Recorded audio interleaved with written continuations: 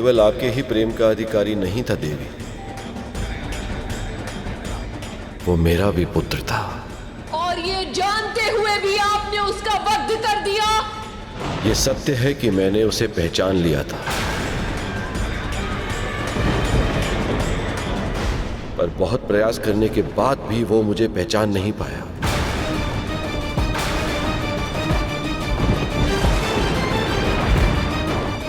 पिता के हाथ संतान के हाथ को थाम कर चलना सिखाते हैं,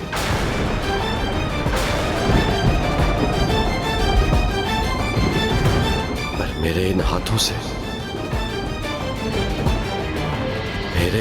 से उसका वध हो गया।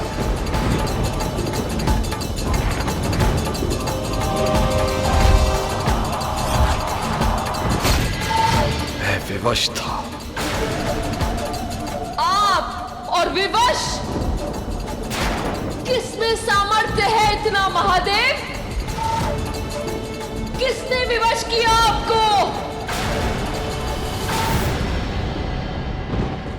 स्वयं हमारे पुत्र ने।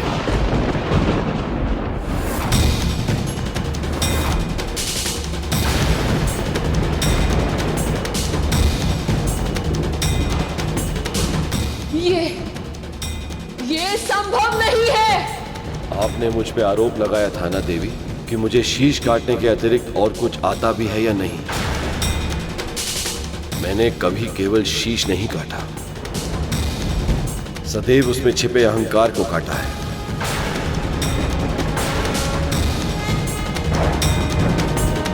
फिर चाहे वो ब्रह्मदेव हो या प्रजापति दक्ष,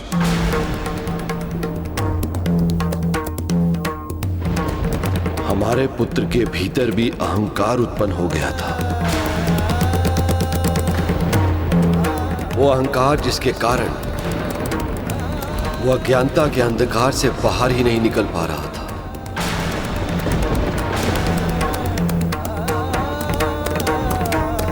नंदी, श्रृंगी, देवराज इंद्र, यहां तक कि स्वयं ब्रह्मदेव और सखा विष्णु ने भी उसे मेरा परिचय देने का प्रयास किया, पर उनके कथनों को ना तो उसने सुना और ना ही समझा।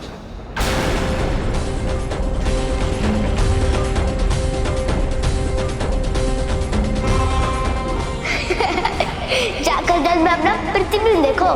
कोई भिक्षु या ₹2 रखते हो? बालक, तुम्हारी उद्दंडता अब सीमाएं तोड़ रही है। जब अहंकार बुद्धि पर हावी हो गया था और वह चालता विवेक पर भी, तब उन्होंने ब्रह्मा जी का शीश काट दिया था।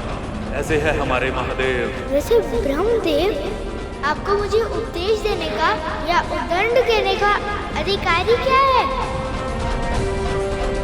अपनी उद्दंडता भूल गए? बालक, तुम्हें ऐसा नहीं कहना चाहिए। मुझे क्या कहना चाहिए और मुझे क्या नहीं कहना चाहिए, वो सिखाने वाले आप कौन होते? पर क्यों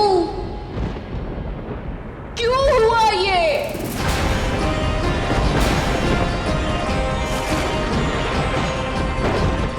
देवी, आपने उसे अकेले जन्म दिया था, इसलिए आप उसे प्रेम तो दे पाई, पर आपको अवसर ही प्राप्त नहीं हुआ कि आप उसे संस्कार भी सिखा पाती।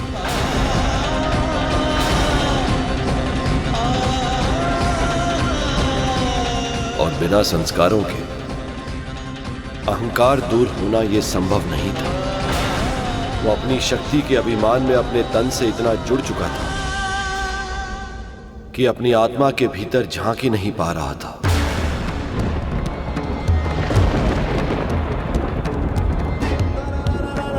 अगर झांक पाता तो समझता कि मैं उससे और वो मुझसे अलग नहीं है।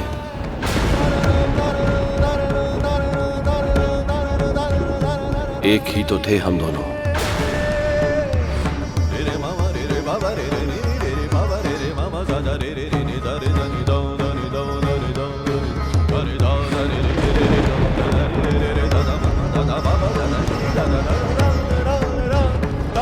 इस सृष्टि के हर प्राणी में आत्मा के रूप में मेरा ही तो वास है। और वैसे भी शिव शक्ति से अलग नहीं है। केवल उस बालक में ही नहीं, हर प्राणी में शिव और शक्ति का वास होता है। पर जब तक मनुष्य के मस्तक पर अहंकार हावी होता है, तब तक वो मैं, मेरा और मुझसे के माया जाल में फंसा रहता है। इस सत्य का अनुभव ही नहीं कर पाता कि तन से मोह व्यर्थ, क्योंकि भक्त और भगवान, आत्मा और परमात्मा एक ही है। तो फिर गुरुदेव, हम साधारण मनुष्य अपने भीतर छुपे परमात्मा को कैसे ढूंढ सकते हैं? नश्वर प्राणियों के लिए अपने मन को केंद्रित करके उनके भीतर विद्यमान परमात्मा के साथ एकाकार करने के लिए सबसे सरल उपाय प्रभु के नाम का जाप करना, ध्यान करना। ध्यान व्यक्ति को स्वयं के समीप लाता है और इस प्रक्रिया से वह अपने आप ही परमेश्वर के निकट पहुंच जाता है। जब महादेव ने इस तरह समझाया तो माँ ने क्या कहा गुरुदेव? क्या वो भगवान शिव की बात मान गई? यही प्रश्न वहां पे उपस्थित सभी देवताओं और प्रभु विष्णु के मन में भी कौंध रहा था।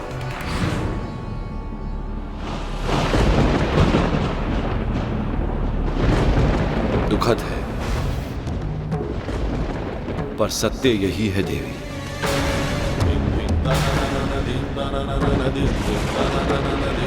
हमारे पुत्र के भीतर अहंकार इतना बढ़ चुका था कि सत्य उसके समक्ष था, पर वो उसे ना तो देख पा रहा था, ना सुन पा रहा था, ना ही अनुभव कर पा रहा था। केवल अब शब्दों का उच्चारण कर रहा था उसका मुख।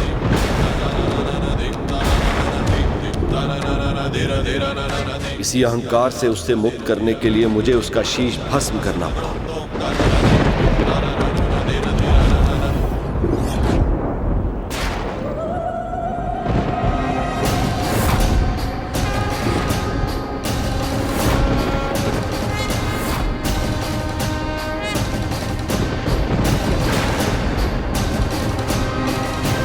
और अब आप उसे जीवित करेंगे महादेव।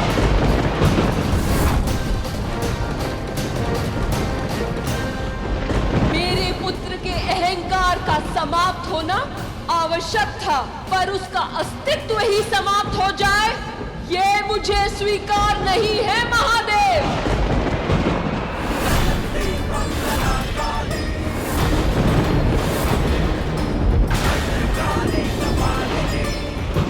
दंड आवश्यक होता है, पर दया अनिवार्य होती है। हर एक को अपनी भूल सुधारने का अवसर मिलना ही चाहिए। हमारा पुत्र भी इसका अपवाद नहीं बनेगा। आपको उसे जीवित करना ही होगा महादेव। आप पिता हैं, तो मैं इस संसार की जननी हूँ, माँ हूँ मैं।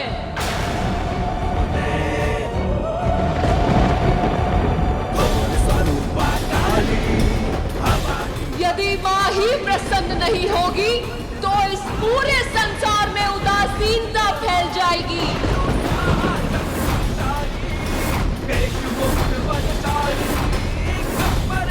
यदि आप चाहते हैं कि विश्व में जीवन फले फूले, प्राणियों में प्रसन्नता का संचार हो, तो आपको मेरा पुत्र लौटाना होगा महादेव।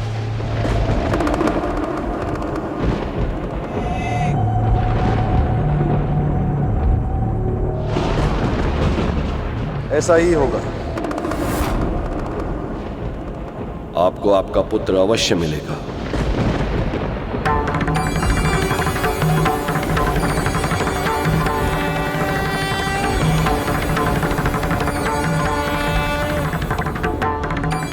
जो अहंकार से मुक्त होगा, ज्ञान का शिखर होगा और ब्रह्म ज्ञान से परिपूर्ण होगा।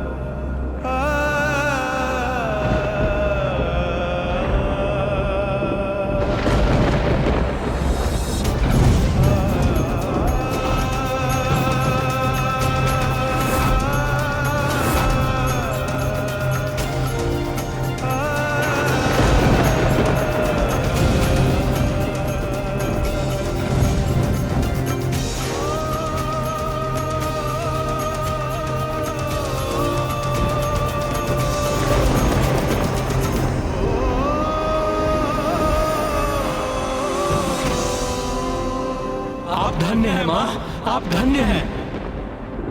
मेरी समझ सीमित है गुरुदेव, इसलिए मैं आपसे जानना चाहता हूँ, यदि पार्वती माँ को सभी को फिर से जीवित करना ही था तो फिर उन्होंने सभी देवताओं को निगलकर अपने भीतर समाहित ही क्यों किया?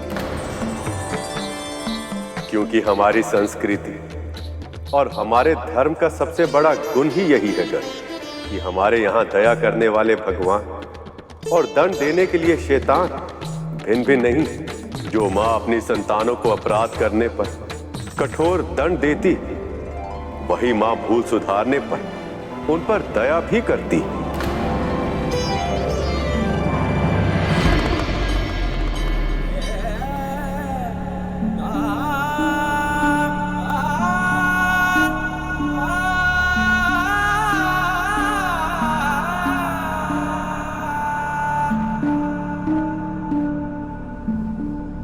प्रिय, विश्वास कीजिए, देव ऋषि नारद ने आपके पुत्र को दीर्घायु होने का आशीर्वाद दिया था।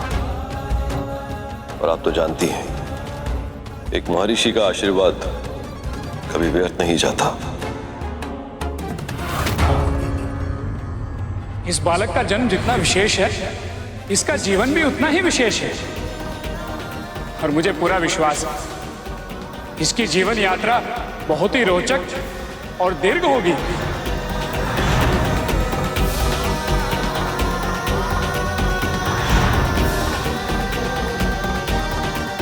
आपको हुए दुख की कल्पना करना भी असंभव है।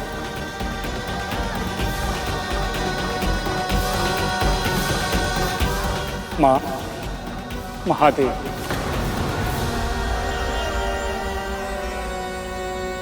इस बालक को फिर से जीवित करने के उद्देश्य में मैं क्या योगदान दे सकता हूं?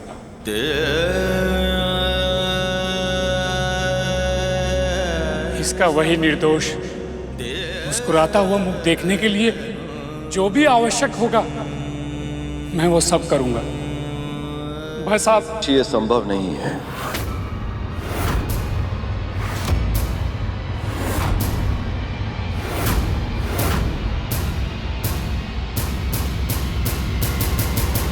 आपके कहने का अर्थ क्या है महादेव? अभी अभी तो आपने कहा था कि आप मेरे पुत्र को जीवित करेंगे। आपका पुत्र अवश्य जीवित होगा पार्वती, मेरा वचन मिथ्य नहीं जाएगा। पर इसका वही शीश वापस नहीं आ सकता।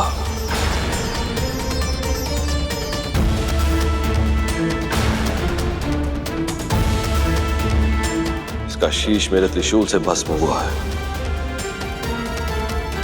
और सांसारिक नियमों के अनुसार मेरे त्रिशूल से जो एक बार भस्म हो जाता है उसमें फिर से प्राण नहीं आ सकते।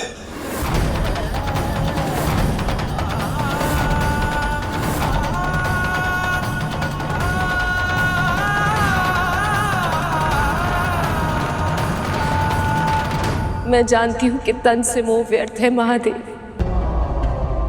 पर फिर भी उसकी किसी और रूप में कल्पना करना मेरे लिए संभव नहीं है। आप उसको किसका शीश देंगे? उसकी आकृति कैसी होगी? क्या उसका मुख देखकर मेरे भीतर मां की ममता जाग पाएगी? क्या उसका मुख वैसा ही मनमोहक होगा? क्या उस सब का चित हर पाएगा? देवी, आप महादेव पर विश्वास कीजिए। ये भी पिता, ये वही करेंगे जो उनके हित में होगा।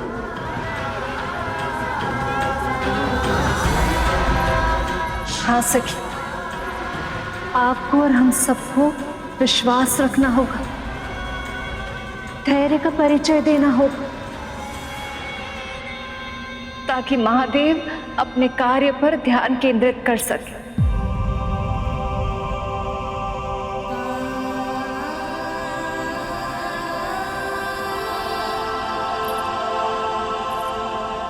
सखी, चलो चलो सखी।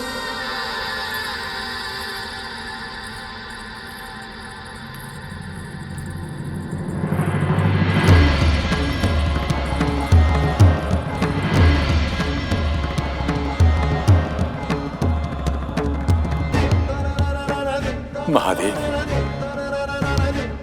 अब हमें क्या करना होगा? हम इस मृत बालक के तन को स्वच्छ करके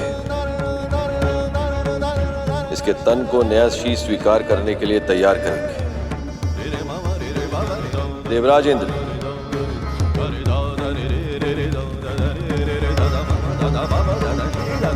आप और अन्य देवतागण एक ऐसे शीश का प्रबंध कीजिए जो इस बालक के तन पर स्थापित किया जा सके। उत्तर दिशा में आपको सफलता अवश्य मिलेगी, परंतु ज्ञात रहे शीश केवल उसी शिशु का लेकर आइए जिसकी मां उससे विमुख होकर सो रही है। आप धन्य हैं महादेव, आप धन्य हैं। आज्ञा दीजिए महादेव।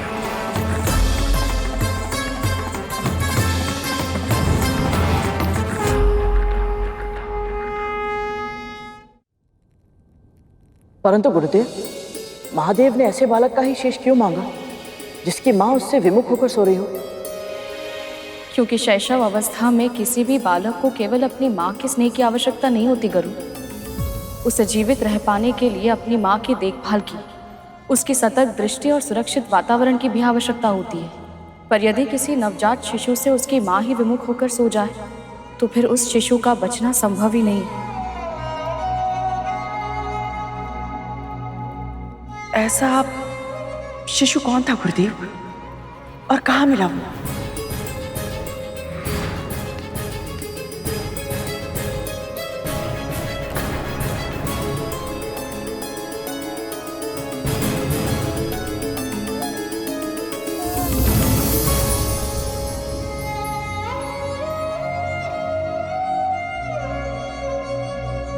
मानवों में तो एक भी मां ऐसी नहीं है जो अपने संतान से विमुख हो जाए। कहां मिलेगा ऐसा शिशु?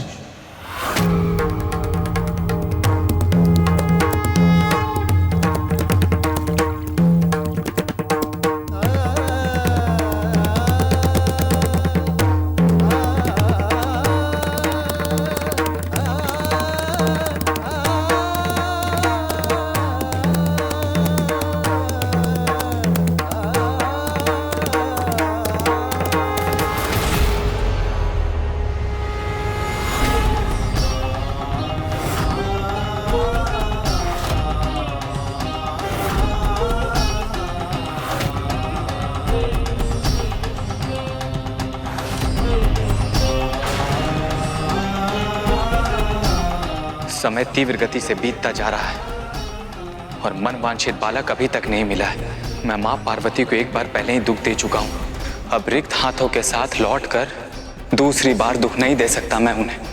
पर जिसका आदेश महादेव ने दिया है, कहां ढूंढूं ऐसे बालक को?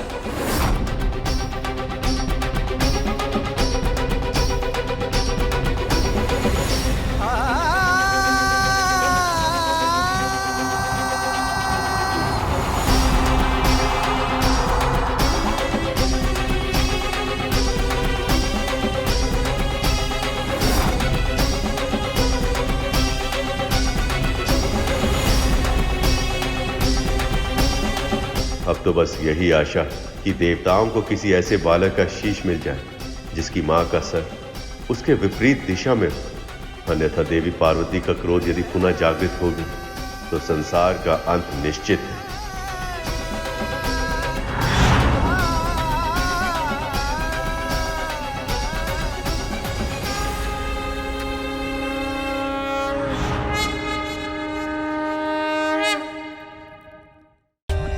For more updates, subscribe to our channel, click the show links and enjoy watching the videos.